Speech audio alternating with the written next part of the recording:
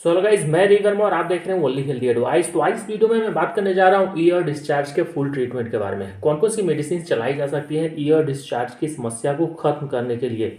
Year discharge यानी कानों से जो मवाद निकलते हैं उसमें कौन कौन सी मेडिसिन का इस्तेमाल किया जा सकता है। साथ ही साथ इसके कारणों के बारे में भी जानेंगे, इसके लक्षण कौन कौन से लक्षण दिखते हैं और फुल डायग्नोसिस के बारे में भी बात की जाएगी। तो बने रहिए इस वीडियो में। वीडियो लाइक करें, शेयर जरूर करें ताकि ये इन्फॉर्मेशन दूसरे लोगों तक पहुंच सके।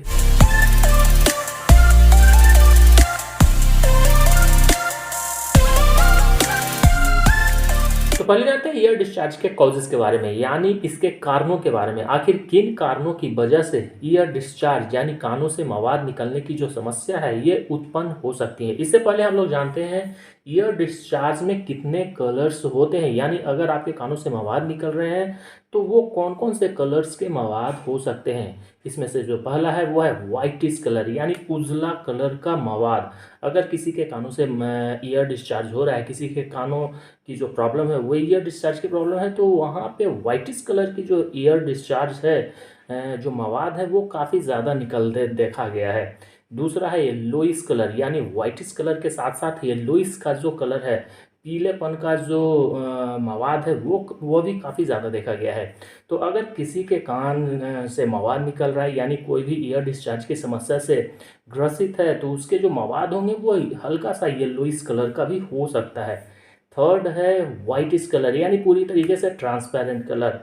तो ये भी काफ़ी ज़्यादा देखा गया है अगर कोई भी व्यक्ति ईयर डिस्चार्ज की समस्या से ग्रसित है तो। फोर्थ है ब्लड मिश्रित ईयर डिस्चार्ज, यानी अगर किसी भी व्यक्ति को ईयर डिस्चार्ज की समस्या है तो उसका जो मवाद होंगे वो उसमें हल्का सा रक्त मिश्रित भी मवाद हो सकता है। तो ये कुछ कलर्स हैं जो ईयर डिस्चार्ज की प्रॉब्लम्स में दिखते हैं। अब जान लेते हैं इसके कारणों के बारे में। आखिर कौन कौन से कारण की वजह से ईयर डिस्चार्ज की समस्या यानी कानों से मवाद निकलने की जो समस्या है वो उत्पन्न हो सकता है। इसमें से जो पहला है वो है बार बार कानों में पानी जाना। अगर किसी के भी कानों में बार बार पानी जाने की समस्या उत्पन्न होती है तो ये ईयर डिस्चार्ज की समस्या उत्पन्न कर सकती है। ये मोस्टली बच्चों और स्विमर में काफ़ी ज़्यादा देखा गया है। कोई भी बच्चा अगर स्नान करता है तो उसके कानों में बार बार पानी जाने की समस्या उत्पन्न होती है, और स्विमर में अक्सर ये केसेस देखे गए हैं। चाहे वो बच्चा हो, एडल्ट हो या तो फिर कोई भी बुजुर्ग हो, अगर किसी भी तरह से उसके कानों में बार बार पानी जा रही है तो ईयर डिस्चार्ज की समस्या उत्पन्न हो सकती है। दूसरा है ईयर इन्फेक्शन, यानी कानों का संक्रमण। ये भी काफ़ी ज़्यादा गंभीर मामला माना जाता है। अगर किसी के कानों में भी ईयर संक्रमण हुआ है, यानी कानों का संक्रमण हुआ है, तो वहाँ पे भी ईयर डिस्चार्ज की समस्या उत्पन्न हो सकती है। थर्ड जो सबसे कॉमन ईयर डिस्चार्ज की समस्या मानी जाती है वो है मिडिल ईयर इन्फेक्शन, यानी ओटाइटिस मीडिया, जिसे कानों के बीच का संक्रमण कहा जाता है। अगर कानों के बीच का संक्रमण किसी को भी हुआ है, यानी ओटाइटिस मीडिया किसी को भी हुआ है, तो वहाँ पे कानों का जो ईयर डिस्चार्ज है, ईयर डिस्चार्ज की प्रॉब्लम है, यानी कानों से जो मवाद निकलने की समस्या है वो काफ़ी ज़्यादा देखी गई है। ये सबसे कॉमन समस्या मानी जाती है, कॉमन कारण माना जाता है ओटाइटिस मीडिया यानी मिडिल ईयर इन्फेक्शन। नेक्स्ट है रिपचर्स ईयर ड्रम, जिसे कानों का पर्दा भी कहा जाता है। रिपचर्स ईयर ड्रम के कारण अगर आपके कानों में ईयर डिस्चार्ज की समस्या उत्पन्न हुई है तो ये काफ़ी गंभीर माना जाता है। अगर आपके ईयर ड्रम में किसी भी तरह की प्रॉब्लम उत्पन्न हुई है जिसके कारण ईयर डिस्चार्ज की समस्या उत्पन्न हुई है तो ये समस्या काफ़ी गंभीर मानी जाती है, और जिसके कारण जो ईयर डिस्चार्ज होते हैं और जो मवाद निकलते हैं वो रक्त मिश्रित मवाद होते हैं। यानी ईयर ड्रम के रिपचर्स होने के कारण जो ईयर डिस्चार्ज होते हैं और उसमें जो मवाद निकलती है वो रक्त मिश्रित मवाद होती है, और ये काफ़ी गंभीर मामला माना जाता है। नेक्स्ट है अगर आपके कानों में कोई भी बाहरी ऑब्जेक्ट प्रवेश करता है, कोई भी अगर किसी भी तरह का कोई भी कण अगर आपके कानों में प्रवेश करता है तो उसके कारण भी ईयर डिस्चार्ज की समस्या देखी जाती है। तो ये कुछ ऐसे कारण थे जिसकी वजह से ईयर डिस्चार्ज की समस्या उत्पन्न हो सकती है। तो आप जानते हैं इसके सिम्टम्स के बारे में, यानी लक्षणों के बारे में। अगर किसी को भी ईयर डिस्चार्ज की समस्या है तो वहाँ पे कौन कौन से लक्षण दिखते हैं, तो इसमें से जो पहला है वो कानों से मवाद निकलना, जो सबसे प्रमुख माना जाता है। अगर आपको ईयर डिस्चार्ज की समस्या है तो आपके कानों से हल्के वाइटिश कलर के या तो फिर हल्के येलोइश कलर के, ट्रांसपेरेंट कलर के या तो फिर रक्त मिश्रित मवाद निकल सकते हैं। ये सबसे प्रमुख लक्षण माना जाता है। अगर आपके कानों से किसी भी तरह कलर के मवाद निकल रहे हैं तो आप समझ जाएं कि आपको ईयर डिस्चार्ज की समस्या हो चुकी है। कभी कभी अगर कानों में जख्म उत्पन्न होती है तो जिसके कारण भी कानों से मवाद निकलने लगते हैं। नेक्स्ट है कानों में दर्द होना। बहुत सारे ऐसे ईयर डिस्चार्ज की समस्या होती है जिसमें कानों में दर्द बिल्कुल भी नहीं होता है, लेकिन काफ़ी सारे ऐसे ईयर डिस्चार्ज की समस्या होती है जिसमें कानों में पेन काफ़ी ज़्यादा होते हैं। नेक्स्ट है बुखार की समस्या। बच्चों में ये समस्या काफ़ी ज़्यादा देखी गई है। बच्चों में जो ये लक्षण है वो काफ़ी ज़्यादा देखे गए हैं। बड़े बुजुर्गों में भी ये लक्षण देखे गए हैं, लेकिन बच्चों में ये लक्षण काफ़ी ज़्यादा देखे गए हैं। बार बार कानों को छूना, ये समस्या भी काफ़ी कॉमन समस्या मानी जाती है। अगर आपको ईयर डिस्चार्ज की समस्या है तो आप बार बार अपने कानों को छुएंगे। बार बार कानों का छूना, कानों में भारीपन महसूस होना, नींद ना आना, ये सभी जो समस्याएं हैं, जो लक्षण है, वो काफ़ी कॉमन लक्षण माने जाते हैं। इनमें से जो सबसे गंभीर लक्षण मानी जाती है वो है सुनाई कम पड़ना।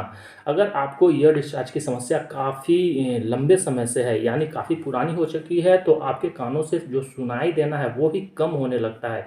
यानी सुनाई देने की जो समस्या है वो उत्पन्न होने लगती है, कम सुनाई देने की समस्या वो उत्पन्न होने लगती है। तो ये कुछ ऐसे लक्षण है जिसे देखकर आप ये समझ सकते हैं कि आपके कानों से ईयर डिस्चार्ज की समस्या उत्पन्न हो रही है। तो इन लक्षणों को गंभीर माने और अगर ये लक्षण आप में दिखते हैं तो आप तुरंत सचेत हो जाएं। तो आप जानते हैं इसके फुल ट्रीटमेंट यानी कौन कौन सी मेडिसिन चलाई जा सकती हैं ईयर डिस्चार्ज की समस्या को ख़त्म करने के लिए, पूरी तरीके से ठीक करने के लिए। मोस्टली ईयर डिस्चार्ज की समस्या में जो सिम्टम्स दिखते हैं उन सिम्टम्स के आधार पे भी मेडिसिन चलाई जाती हैं। तो अगर किसी बच्चे को ईयर डिस्चार्ज की समस्या है, उसके कानों में पेन है, उसे बुखार की समस्या है, तो जो पहली मेडिसिन होगी वो पैरासीटामोल और एसिक्लोफेनेक की मेडिसिन होगी। यानी जो दो बोथ कॉम्बिनेशन है, पैरासीटामोल और एसिक्लोफेनेक की जो कॉम्बिनेशन है वो मेडिसिन चलाई जा सकती हैं बच्चों में। दूसरी जो मेडिसिन है बुखार के लिए वो है इबुप्रोफेन। इसका भी इस्तेमाल किया जा सकता है अगर बच्चों को बुखार की समस्या और कानों में दर्द की समस्या है तो।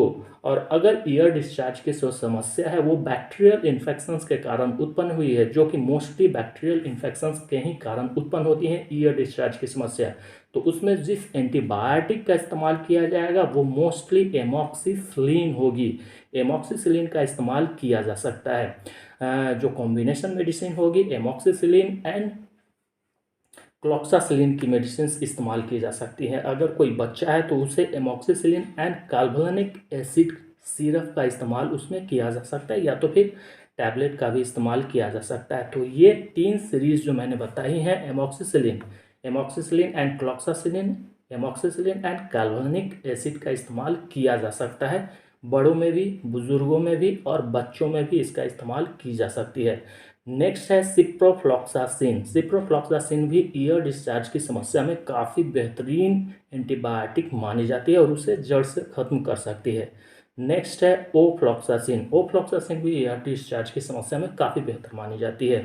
तो अगर आपको किसी भी तरह की ईयर डिस्चार्ज है तो उसका डायग्नोसिस काफ़ी इम्पॉर्टेंट होगा और डायग्नोसिस के बाद ही किसी भी एंटीबायोटिक का इस्तेमाल किया जा सकता है।